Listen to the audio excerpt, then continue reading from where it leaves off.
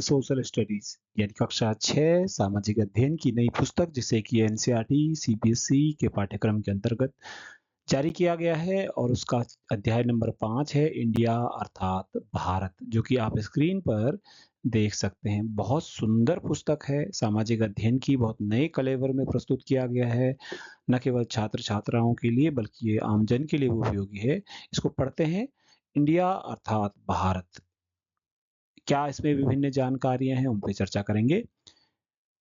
चलिए शुरू करते हैं। भारत में प्रारंभिक काल से ही आध्यात्मिक और सांस्कृतिक एकता स्थापित हो गई थी, जो हिमालय और 2 समुद्रों के बीच इस महान मानवता की जीवन धारा का अभिन्न अंग बन गई। श्री अरविंद घोष यानी श्री अरविंद महापुरुष जो भारत के रहे हैं, उन्होंने इस बात को कहा है। तो कुल मिलाकर के इंडिया अर्थात भारत, जैसा कि हम सब लोग जानते हैं कि भारत भूमि को भारतवर्ष, आर्यवर्त, जम्बूद्वीप, इंडिया, हिंदुस्तान कई नामों से जाना जाता है और हमारे भारत के संविधान में तो लिखा है इंडिया दैट इज भारत। तो इसको जानना है तो अरविंद जो महर्षि अरविंद है उनकी एक बात बहुत सत्य है कि प्रारंभिक काल से ही प्राचीन काल से ही भारत में आध्यात्मिक एकता थी, सांस्कृतिक एकता थी और हिमालय और 2 समुद्रों के बीच इस महान मानवता की जीवन धारा का एक अभिन्न अंग बन गई थी ये आध्यात्मिक और सांस्कृतिक एकता। चलिए इसको हम आगे समझना शुरू करते हैं इस चैप्टर को और हम अपने प्राचीन भारतवर्ष की संस्कृति को जानने का एक प्रयास करते हैं एनसीईआरटी की नई पुस्तक को, जो कि क्लास 6 के लिए पाठ्यक्रम में शामिल की गई है। आप देखिए, इन चित्रों को देखिए। यहाँ पर आपको ये हाथी दिखाई दे रहे होंगे। पत्थर पर उकेरे गए ये अद्भुत जो कला के नमूने हैं वो हमको अप्रतिम सौंदर्य का आभास देते हैं। ये हाथी देखिए, ये मूर्तिकला का नमूना नीचे देखिए, बहुत सारे लोग आपको दिखाई दे रहे हैं इस मूर्तिकला में। तो ये है प्राचीन भारत का गौरव इस चित्रकला के माध्यम से। 2300 ईसा पूर्व ग्रामीण भारत को दर्शाता एक दृश्य है। यह महान सांची स्तूप का एक उत्तरी द्वार है। सांची का स्तूप भारत के मध्य प्रदेश राज्य के भोपाल शहर के नजदीक स्थित है। सांची का स्तूप जो बौद्ध धर्म से संबंधित है। उस महान सांची के स्तूप का एक तो उत्तरी द्वार जो है, तोरण द्वार जिसे कहते हैं, गेटवे प्रवेश द्वार जिसे कहते हैं, उस पे ये जो लोग दिखाए गए हैं ये भारत के उस समय के ग्रामीण जीवन को दिखाता है। ये 2300 ईसा पूर्व में बनाया गया मूर्ति कला का पटल चित्र है। ये प्राचीन भारत के ये गौरवशाली चित्र हैं और मूर्ति कला के अद्भुत नमूने हैं और दिखाते हैं कि भारत कितने सभ्यता के पैमाने पर थे। चलिए आगे शुरू करते हैं। यहाँ पर महत्वपूर्ण प्रश्न आपके सामने दिए हुए हैं कि भारत को हम कैसे परिभाषित कर सकते हैं और भारत के कुछ प्राचीन नाम क्या थे।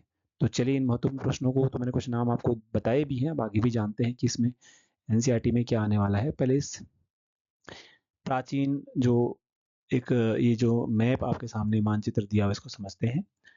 ये देखिए, ये बहुत सुंदर यहाँ पर एक मानचित्र दिया हुआ है। ये हिंदुकुश पर्वतमाला आपको यहाँ पर दिखाई दे रही है। हिमालय पर्वत विस्तृत जो है यहाँ पर लिखा हुआ है। भारत भर की प्राचीन नदियां आपको दिखाई दे रही हैं। पाकिस्तान में जो सिंधु नदी आपको दिखाई दे रही ये है। सतलज नदी, रावी नदी, चिनाब नदी, झेलम नदी, ब्यास नदी, सरस्वती नदी का भी उल्लेख है। यमुना नदी, गंगा नदी, चंबल नदी, नर्मदा, ताप्ती, महानदी, गंगा नदी और ब्रह्मपुत्र नदी जो यहाँ पर आप इस स्क्रीन पर देख पा रहे होंगे। और भी दक्षिण भारतीय स्थानों को मैं आपको दिखाने का प्रयास करूंगा। ये देखिएगा दक्षिण भारत के स्थानों को। इसमें आपको कृष्णा नदी, गोदावरी, साथ ही साथ कावेरी, ये स्थान, ये नदियां आपको यहाँ पर दिखाई दे रही हैं। मैं आगे अभी बढ़ूंगा।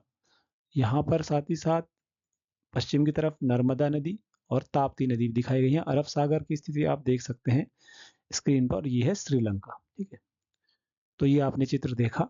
अब आगे बढ़ते हैं। इसमें विभिन्न जानकारियां किस प्रकार से दी गई हैं। भारतीय जो उपमहाद्वीप है, भारतीय उपमहाद्वीप जो है उसके भौतिक मानचित्र में कुछ नदियां जो है यहाँ पर प्रदर्शित की गई हैं, जिनको कि आपको अभी दिखाया गया। थोड़ा सा आगे बढ़ते हैं। तो अब भारत की कहानी को फिर से शुरू करते हैं। आज का भारत एक आधुनिक राष्ट्र है जिसकी परिभाषित सीमाएं राज्य और ज्ञात एक जनसंख्या है। यानी भारत आज एक आधुनिक राष्ट्र है जिसकी कुछ निश्चित सीमाएं हैं। भारत में राज्य हैं, भारत में कुछ एक जनसंख्या है भारत की 1 अरब से ज़्यादा।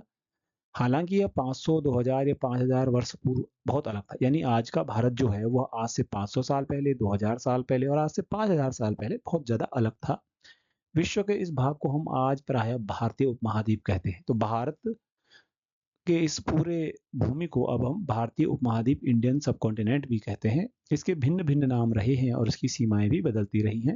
यानी भारतवर्ष का इतिहास बहुत अलग है, इसकी सीमाओं में भी बदलाव हुआ है। आइए हम भारत के अतीत और विकास के बारे में जान सकते हैं और पता करते हैं। ठीक है, चलिए।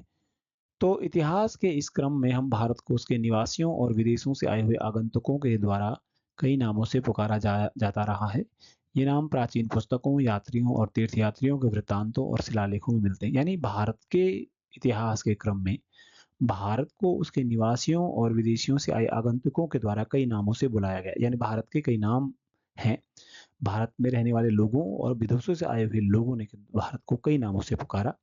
ये नाम हमको प्राचीन पुस्तकों में, यात्रियों के द्वारा, तीर्थयात्रियों के द्वारा लिखे गए वृत्तांतों में और शिलालेखों में मिल जाते हैं। आगे चलते हैं।